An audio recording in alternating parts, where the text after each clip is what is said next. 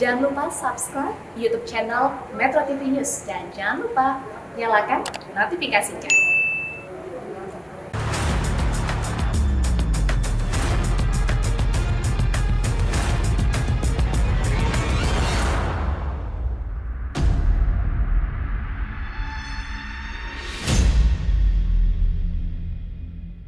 Memang dalam proses pengadaan pesawat terbangnya, leasingnya, itu ada indikasi korupsi. Hari ini kita naikkan menjadi penyidikan umum. Kalau memang ini ada markup indikasi praktek korupsi, pasti ini terjadi secara berjamaah.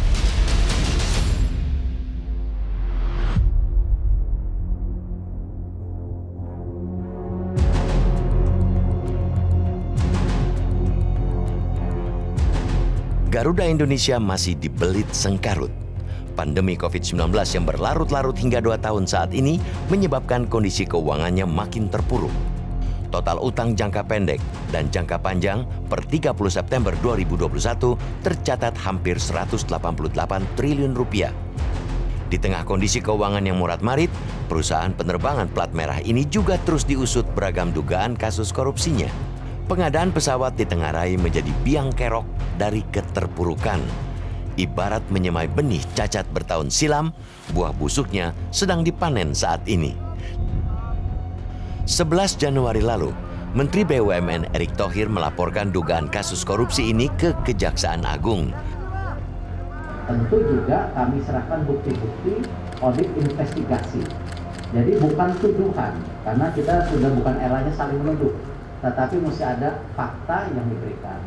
Apalagi didapatkan data dari BPKP, tentu hari ini ATR 72600 yang sedang diselidiki. Gayung bersambut, Jaksa Agung pun mengirim sinyal akan membongkar habis kasus-kasus korupsi di tubuh Garuda Indonesia. Kita ada dalami pesawat ATR 72600. Dan kita pun tidak akan sampai di situ aja. Ada beberapa pengadaan, kontrak pinjam atau apapun nanti kita masih akan kita kembangkan. Mulai dari ATR, Bombardier, kemudian Airbus, Boeing, dan Rolls-Royce. KPK ada beberapa yang telah tuntas di KPK. Kita akan selalu koordinasi agar tidak terjadi nebis ini. Satu persatu, dugaan korupsi maskapai Garuda Indonesia terus dikulik. Saat ini, penyidik Kejaksaan Agung sedang menelisik dugaan korupsi pengadaan pesawat ATR 72600. Dari berbagai sumber informasi yang realitas dapatkan, pengadaan pesawat ATR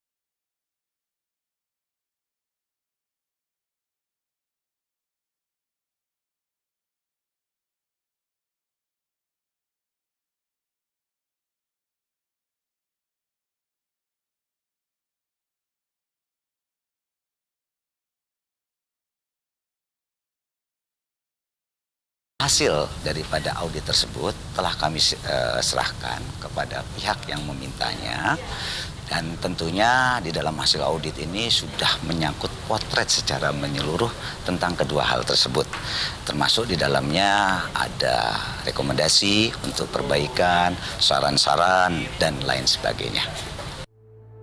Pembelian pesawat ATR yang menjadi sumber kegaduhan saat ini sejatinya diwacanakan oleh Emir Syah Sattar, mantan Direktur Utama PT Garuda periode 2005-2014. Pesawat jenis twin propeller turbo atau turboprop ini adalah pabrikan asal Prancis Italia. Berkapasitas 72 penumpang, pesawat ini dibuat untuk melayani jarak pendek dengan kemampuan take off dan landing di landasan pacu jarak pendek. Semula pengadaannya akan dipakai oleh maskapai Citylink, anak usaha Garuda Indonesia. Namun di tengah jalan pengadaan pesawat ini digeser ke Garuda. Pengadaan pesawat dialihkan lantaran komisaris menolak memberikan surat jaminan ke Citylink. Namun anehnya, dalam surat yang sama pada 27 Agustus 2013, komisaris justru mengabulkan permintaan Garuda Indonesia untuk mengambil alih pengadaan. Patut diduga, direksi Garuda tidak mau perjanjian pengadaan pesawat yang sudah diteken batal di tengah jalan. Direksi ngotot membutuhkan pesawat jenis ATR dengan alasan punya potensi pasar menjanjikan. Garuda katanya saat itu tidak mau kehilangan peluang disalip oleh maskapai lain. Alhasil, demi memuluskan rencana itu, kontrak pembelian diteken lebih dulu. Barulah kemudian rencana kerja dan anggaran perusahaan direvisi belakangan. Serikat Karyawan Garuda Indonesia mengaku tidak heran dengan modus ini. Tidak menutup kemungkinan ada tangan-tangan besar di balik setiap keputusan yang diambil. Atas nama strategi bisnis, justru kepentingan-kepentingan kelompoklah yang secara sepihak diakomodasi. Menurut kami Serikat Karyawan Garuda Indonesia adalah kalau memang ini ada markup, ada indikasi praktek korupsi, pasti ini terjadi secara berjamaah. Sudah dapat dipastikan, tim tahu. Direksi pada saat itu pasti tahu. Komisaris pada waktu itu pasti tahu. Kementerian BUMN pada waktu itu pasti tahu. Maka dari itu kami minta siapapun yang terlibat harus dilibas. Baik kelas teri maupun kelas kakap. Kalau mau bersih-bersih. Kalau itu tidak dilakukan, orang akan bilang gini, Pak Erik hanya pencitraan aja. Maka dari itu menghindari tudingan itu, kami berharap Pak Erik ini langkah bagus. Mungkin yang kami laporkan dulu dianggap sepele, tapi karena sekarang yang melaporkan adalah seorang menteri, Kejaksaan Agung cepat sekali merespon. Nah, yuk bongkar abis lah mau ngapain? Republik ini harus bersih. Kejanggalan demi kejanggalan itulah yang akhirnya dilaporkan oleh Menteri BUMN ke sana-sini. Jadi gini, dari 35 lesor itu, kalau kita bisa dapat 7 lesor yang besar, itu udah lebih dari 50%. Nah, 4 lesor ini yang besar. Jadi kalau kita dapat 3 lagi, itu akan mayoritas. Apakah dari pelaporan tersebut menjadi dasar untuk negosiasi kepada para lesor? Ya, soal kerugian sedang lagi di tahapan saat ini, tahapan penyidikan. Mestinya nanti pihak yang berwenang dalam ini Kejaksaan Agung di dalam proses hukum akan menyampaikan secara formal. Terlalu dini dan terlalu tidak tepat buat kami yang menyampaikan itu. Lingkaran korupsi pengadaan pesawat di tubuh Garuda Indonesia sebenarnya sudah disidik oleh Komisi Pemberantasan Korupsi.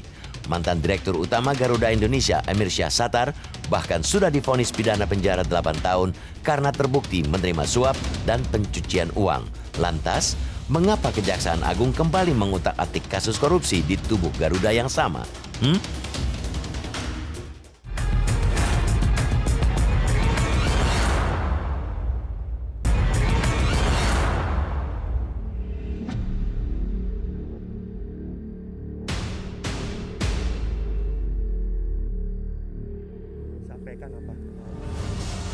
Penyidikan kasus dugaan korupsi di Garuda Indonesia oleh Kejaksaan Agung masih terus berlangsung.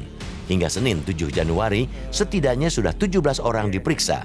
Jajaran direksi, tim pengadaan, hingga komisaris dimintai keterangan demi terangnya kasus ini. 25 Januari lalu, Jampitsus memeriksa Kapten Agus Wahyudo, anggota tim pengadaan pesawat propeller PT Citylink Indonesia tahun 2012. Kepada realitas, Agus mengaku pengadaan ATR 72600 kala itu atas perintah dan persetujuan atasan. Bagaimana anggota pada saat itu merumuskan membeli ATR itu, Pak? Ya pada saat itu ya memang dari tim sudah memutuskan itu ya itu dieksekutif gitu saja. Cuma kan MBR lebih hemat bahan bakar Pak daripada ATR. Kenapa sih ATR Pak? Kan lebih mahal Pak ATR. Bukan ATR. Apa Pak? Apa ya? Bombardir kan Pak? Bombardir. Namun asal tahu saja, nama Kapten Agus Wahyudo sebenarnya juga sudah disenggol-senggol saat penyidikan KPK. Di persidangan kasus yang menyeret Emir Syahsatar, Agus mengaku menerima uang dari Sutikno Sudarjo, Direktur Utama PT Mugi Rekso Abadi sebesar 1,4 juta US dollar. Cuma Bapak menerima uang dari saat itu? Tidak. Bapak waktu mengembalikan uang ke KPK itu Pak? Oh itu di KPK itu loh. Sebenarnya kasusnya sama sih Pak, sama yang di KPK sama yang di Kejaksaan Agung ini. Beda saya rasa. Iya. Beda. Beda. Kejaksaan Agung juga sudah memeriksa Emir Syahsatar, mantan Dirut Garuda Indonesia. Keterangan Emir didalami terkait pengadaan pesawat di tubuh Garuda. Emir Syahsatar sudah berstatus sebagai narapidana. Mantan Dirut Garuda periode 2005 hingga 2014 ini sedang menjalani masa pidana penjara 8 tahun. Ia divonis bersalah dan terbukti melakukan korupsi dan pencucian uang pada 8 Mei 2020 lalu. Emir yang sudah belasan tahun malang melintang di maskapai Garuda menerima suap 49,3 miliar rupiah dan pencucian uang hampir 87,5 miliar rupiah. Uang dan barang-barang mewah mengalir dari beberapa rekanan termasuk PT Mugi Rekso Abadi.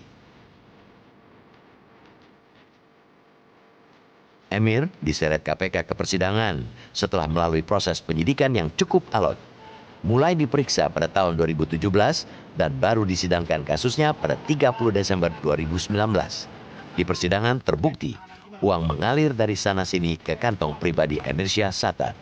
Pundi-pundi kekayaannya terus menumpuk, disuntik dana haram dari para klien Garuda saat itu. Sosok Agus Wahyudo kuat berkelindan dengan Emir Syahsatar dan Hadinoto Sudikno. Nama 3 orang ini disebut di persidangan KPK. Hadinoto Sudikno adalah mantan Direktur Teknik dan Pengelolaan Armada di Garuda Indonesia periode 2007 hingga 2012. Berkongsi dengan Emir Syahsatar, Hadinoto terbukti menerima suap dan pencucian uang terkait pengadaan pesawat di Garuda Indonesia. Sepanjang Emir Syahsatar berkuasa, pengadaan pesawat memang cukup agresif. Jumlah pesawat di holding Garuda naik pesat dari 60 unit menjadi 193 unit. Dalam kurun waktu 10 tahun, sejak 2005 hingga Desember 2014 saat mengundurkan diri, jumlah pesawat di grup Garuda melonjak 133 unit. Namun di tahun 2020 lalu, tercatat Garuda hanya memiliki 142 unit pesawat. Masalahnya, dari jumlah itu, hanya 6 unit saja yang berstatus milik sendiri. Sisanya 136 unit berstatus sewa. Buntut gencarnya pengadaan pesawat saat itulah yang kini dirasakan dampaknya. Beban utang tinggi akibat biaya sewa pesawat terus membengkak. Apalagi badai pandemi turut memperparah peluang bisnisnya. Garuda masih terus bernegosiasi dengan pihak lessor untuk bisa mengembalikan pesawat yang tidak terpakai. Salah satunya adalah jenis Bombardier CRJ-1000. Biaya sewanya untuk 12 unit pesawat jenis CRJ saja mencapai hingga 40 juta dolar Amerika per tahun. Sementara beban total biaya sewa pesawat Garuda mencapai 30% dari total pengeluaran. Saya nggak bicara di grounded ya, karena ada beberapa yang di grounded, ada beberapa yang maintenance, ada yang beberapa sudah keluar Indonesia ya. Tapi yang sekarang aktif 40-an lah plus minus gitu kan. Dan pesawat-pesawat yang kita terbang ini biaya sewanya juga kita bayarkan hari ini. Tapi kita sepakat, ini bagian dari negosiasi yang kita lakukan berbulan-bulan. Kita bayar maintenance reserve aja. Karena kondisi Garuda itu kan di mata lessor itu bukan kondisi yang spesial karena di seluruh dunia kan kejadian ini, dan mereka itu kan bukan nyewain pesawat hanya ke Garuda kan, ke banyak tempat. Demi irit, kini Garuda terus merampingkan armadanya. Dari jumlah ratusan unit pada tahun 2019 yang dioperasikan saat ini hanya 40-an unit. Selebihnya dikandangkan dan sebagian lainnya sudah dikembalikan ke pihak lessor gara-gara tidak kuat lagi membayar sewa. Bisik-bisik yang berhembus, Garuda sedang bernegosiasi untuk mengembalikan 50 unit pesawat ke pihak lessor. Ini artinya lebih dari 1/3 jumlah pesawat yang ada akan diterbangkan kembali ke negara asalnya.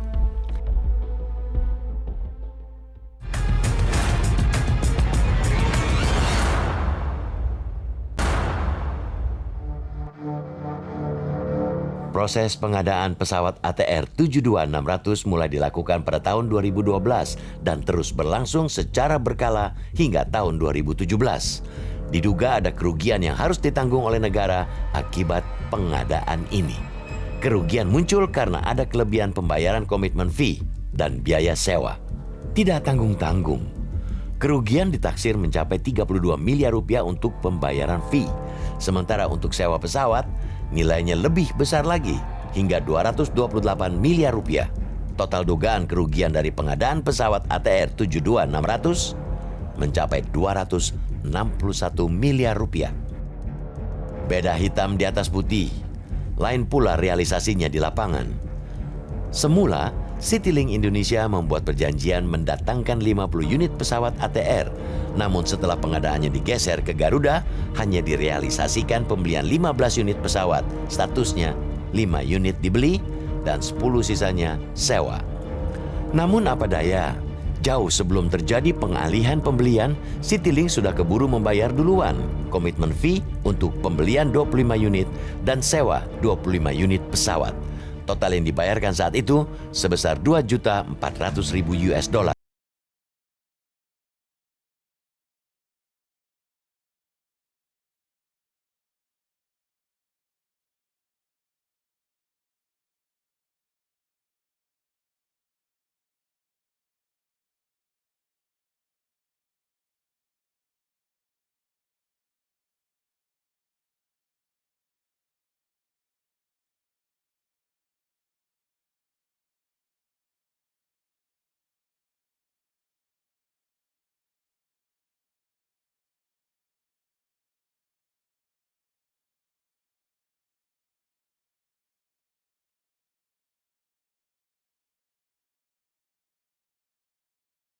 Udah pensiun dari 2014 loh.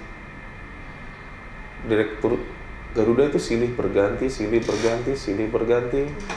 dengan hutang yang kian hari, kian lama makin meningkat. Nah ini kan harus dicari penyebabnya apa. Ya bisa jadi karena pandemi, bisa jadi karena ada masalah-masalah yang lain. Kita buka-bukaan gitu loh. Jangan terkesan dijadikan kambing hitam klien kami. Kita buka-bukaan aja. Siapa sih jajaran direksinya pada saat itu? Siapa sih jajaran komisarisnya pada saat itu? Siapa sih menteri BUMN-nya pada saat itu? Lanjutkan, periode berikutnya. Siapa sih jajaran direksinya? Kan kelihatan. Pengamat penerbangan Gary Sujatman menilai harga sewa pesawat Garuda memang lebih mahal dibanding maskapai lain, termasuk pengadaan jenis ATR 72600 yang lebih tinggi dibanding harga di pasaran. Lemahnya pengawasan di tubuh BUMN dinilai menjadi celah besar untuk permainan harga di proyek-proyek pengadaan. Nggak bayar, ya wes. Ya kalau munculnya ini sih lari dari lemahnya pengawasan pengadaan. Ya. Pengawasan pengadaan di Indonesia itu biasanya dari aspek administratifnya. Pemilihan pesawatnya mungkin tidak bermasalah. Tapi negosiasi harga dan metodologi financingnya mungkin yang menjadi masalah. Kalau sampai Garuda punya reputasi jadi maskapai yang beban sewanya paling tinggi di dunia, kan pasti ada yang salah gitu. Bayangkan coba, itu lebih tinggi daripada maskapai yang setara bintang 5, bintang 4 yang bintang 5 yang dibanggakan selama ini sebagai prestasi Garuda. Kita lihat maskapai bintang 5 yang lain. Apakah bayarnya semahal itu? Enggak juga. Ketua Komisi 6 DPR RI melihat bersih-bersih di tubuh Garuda kali ini sebagai usaha untuk memuluskan proses restrukturisasi. Sebab kalau terbukti ada cacat hukum atau pelanggaran hukum, bisa menjadi celah sekaligus bukti kuat untuk merenegosiasi dengan para vendor dan lessor. Ya, yang kita tangkap ya, yang diingin Pak Erik itu supaya proses New Garuda ini, Garuda yang baru ini betul-betul tidak terhambat dan tidak tersandra dengan kasus-kasus yang lama. Nah, kalau itu memang ada kemungkinan tindak pidana, maka konsekuensinya kewajiban masing-masing pihak atau para pihak itu harusnya bisa direnegosiasi. Nah, itu barangkali yang kita tangkap dari Pak Erik melakukan pelaporan. Bersih-bersih di tubuh maskapai Garuda Indonesia atau sebut saja seluruh perusahaan plat merah mestinya tidak hanya saat terlilit hutang dan jatuh ke sumur gelap korupsi. Tata kelola BUMN yang bersih dan transparan seharusnya menjadi mandatory para pemangkunya.